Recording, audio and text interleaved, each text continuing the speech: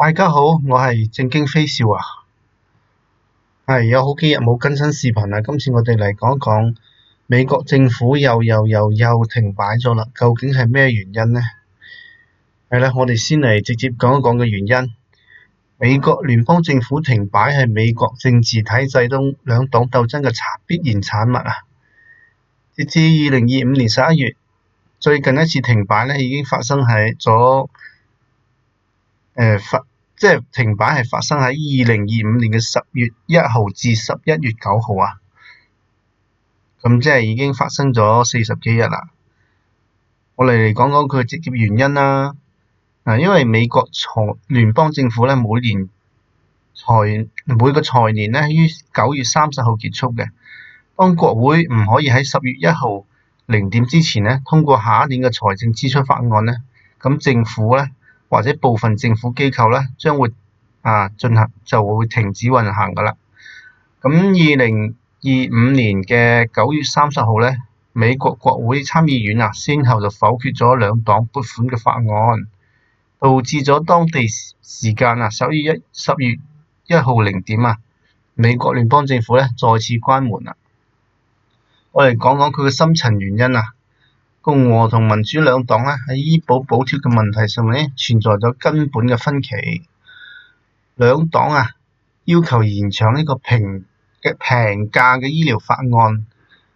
下面嘅一啲額外津貼咧，以避免咧2200萬人參保嘅人面臨一個保費嘅大幅上漲呢個風險而共和黨則堅持咧先開門再談判，反對將醫保條款同埋臨時撥款嘅法案捆綁佢嘅過程咧係從2025年嘅10月1號開始嘅。由於兩黨咧係未達成咗一個2026年財政嘅預算案啦，美國政府咧聯邦政府咧已經進入咗停擺狀態㗎啦。喺停擺期間咧，美國參議院咧就臨時撥款法案咧進行咗多次投票，但係咧都均未獲得通過截至到11月4號臨時撥款法案喺參議院咧已經14次被否決咗啦。兩黨僵持咧嘅態度咧喺停擺期間咧都係非常之咁強硬嘅。特朗普咧拒絕同民主黨嘅談判，並喺社交網站嗰度發文威脅喺政府停擺期間結束之前將會停止向美國嘅4200萬人發放呢個食品補貼。咁民主黨方面亦都毫不退讓眾議院民主黨領袖傑弗里斯稱民主黨人唔會妥協嘅，希望通過強硬嘅立場強化黨內嘅凝聚力，並將醫療福利問題塑造為明年中期選舉嘅重要議題。咁當地時間11月9號晚即係琴日啦。美國國會參議院兩黨就達成咗呢個關鍵嘅協議啦，為結束呢場掃清障礙係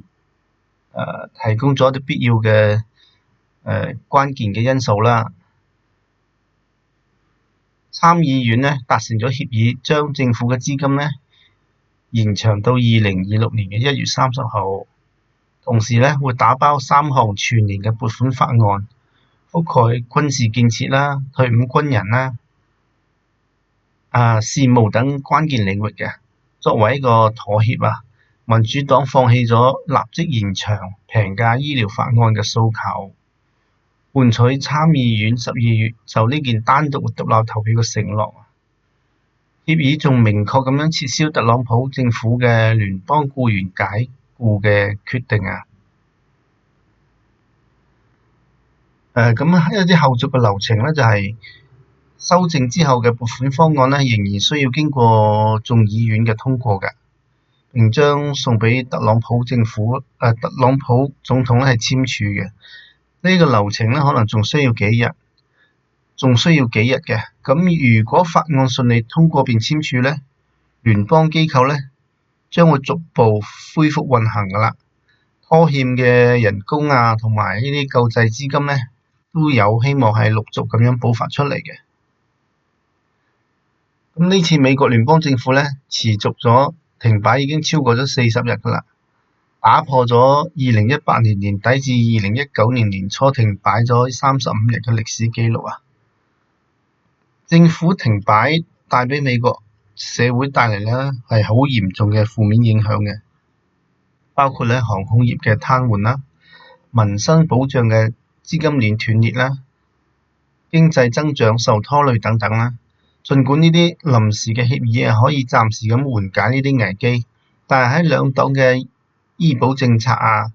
財政支出呢啲核心議題上面，係仍然有啲深層嘅分歧係未解決到嘅。